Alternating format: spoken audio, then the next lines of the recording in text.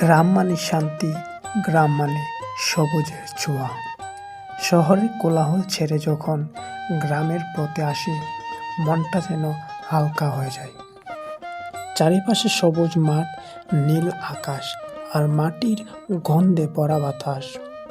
সকালের শুরুটা হয় পাখির ডাক দিয়ে।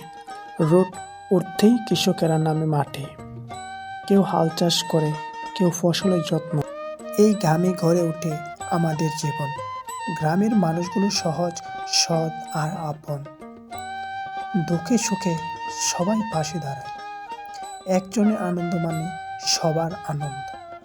শহরে সব আছে, কিন্তু গ্রামের মতো শান্তি নেই।